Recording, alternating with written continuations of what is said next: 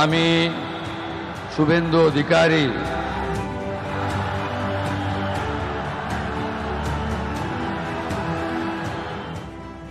आज का दिन इतिहास की किताबों में सुनहरे अक्षरों से लिखा जाएगा। वो बंगाल जहां दशकों तक वामपंथ रहा और फिर दीदी का एक छत्र राज, आज वहां भगवा परचम लहरा रहा है। कोलकाता का ऐतिहासिक ब्रिगेड परेड ग्राउंड आज लाखों की भीड़ और देश के सबसे बड़े दिग्गजों का गवाह बना, जब दादा यानी शुभेंदु अधिकारी ने बंगाल में बीजेपी के पहले मुख्यमंत्री के रूप में शपथ ली। ঈশ্বরের নামে শপথ করিতেছি যে বিধি দ্বারা স্থাপিত ভারতের সংবিধানের প্রতি আমি অকৃত্রিম নিষ্ঠা ও আনুগত্য পোষণ করিব। मंच पर पीएम मोदी, अमित शाह और 20 राज्यों के मुख्यमंत्रियों की मौजूदगी बता रही थी कि ये जीत बीजेपी के लिए कितने मायने रखती है। लेकिन इस सियासी शोर के बीच एक सवाल जो आज हर किसी की जुबां पर है वो ये है कि बंगाल का ये सबसे ताकतवर चेहरा आखिर अकेला क्यों है? क्यों शुभेंदु अधिकारी ने कभी घर नहीं बसाया? क्यों एक रसूखदार परिवार का बेटा होने के बावजूद उन्होंने कुंवारे रहने का रास्ता चुना? आज के इस वीडियो में आपको मिलेंगे सारे सवालों के जवाब। नमस्ते, मैं हूं वसीम और आप देख रहे हैं एनडीटीवी इंडिया। बात 2021 के चुनावों की है, जब एक इंटरव्यू में शुभेंदु ने खुद इस राज से पर्दा उठाया था। उन्होंने बताया था कि उनके जीवन पर बंगाल के 3 महान सपूतों का गहरा असर रहा, सतीश सामंतो, सुशील धारा और अजय मुखर्जी।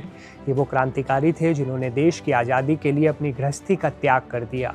शुभेंदु ने कहा, जब मैंने 1987 में छात्र राजनीति में कदम रखा तभी तय कर लिया था कि मेरा जीवन मेरा नहीं बल्कि बंगाल की जनता का होगा। उन्हीं स्वतंत्रता सेनानियों के नक्शे कदम पर चलते हुए मैंने शादी न करने का फैसला लिया। लेकिन दोस्तों, ये फैसला इतना आसान नहीं था। शुभेंदु एक ऐसे परिवार से आते हैं जहां राजनीति रगों में दौड़ती है। पिता शिशिर अधिकारी सांसद रहे, भाई सोमंदु भी राजनीति में है और हाल ही में उन्होंने शादी भी की। वो शादी के बंधन में बंध गए। जब शुभेंदु ने शादी से इनकार किया था तो उनके पिता उन पर बुरी तरह बिफर पड़े थे। शिशिर अधिकारी ने एक इंटरव्यू में कबूल किया था कि उन्होंने अपने बेटे को बहुत डांटा था। पिता को चिंता थी कि इतनी इज्जत, इतनी शोहरत और इतनी बड़ी राजनीतिक विरासत का वारिस कौन होगा। लेकिन शुभेंदु की जिद के आगे पिता को झुकना पड़ गया। शुभेंदु सिर्फ जमीन से जुड़े नेता ही नहीं बल्कि काफी शिक्षित भी हैं। कंठी हाई स्कूल से शुरुआती पढ़ाई के बाद उन्होंने विद्यासागर यूनिवर्सिटी से बीए किया और फिर 2011 में रविंद्र भारती यूनिवर्सिटी से एमए की डिग्री हासिल की। उनकी यही सादगी और बौद्धिकता उन्हें भीड़ से अलग बनाती है। अब जब वो मुख्यमंत्री की कुर्सी पर बैठ चुके हैं तो उन्हें करीब 2,10,000 रुपये सैलरी भी मिलेगी। लेकिन शुभेंदु के लिए ये पद सिर्फ सेवा का माध्यम है।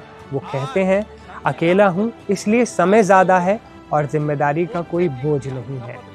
मेरी एकमात्र जिम्मेदारी अब बंगाल के 9 करोड़ से ज्यादा लोग हैं।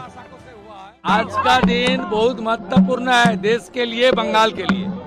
इसलिए प्रधानमंत्री का इच्छा था नया सरकार रविंद्र जयंती का दिन अपना कार्यकाल शुरू करे। इसलिए हम लोग प्रधानमंत्री जी का नेतृत्व में कवि गुरु को प्रणाम करते हुए आज संविधान को मानते हुए ओथ टेकिंग किया, शपथ लिया है। और उसका बाद मेरा सरकारी कार्यक्रम ये जोड़ासाको से हुआ है, कवि गुरु को प्रणाम करके माल्यार्पण कर। नंदीग्राम से लेकर भवानीपुर तक शुभेंदु ने ममता बनर्जी को हराकर साबित कर दिया कि वो जॉइंट किलर हैं।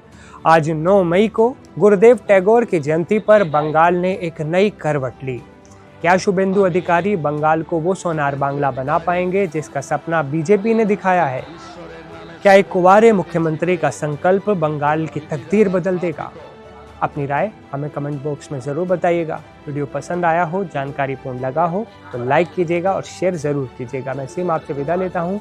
फिर मिलूंगा एक नए वीडियो में एक नए अपडेट के साथ। आप देखते रहें एनडीटीवी इंडिया।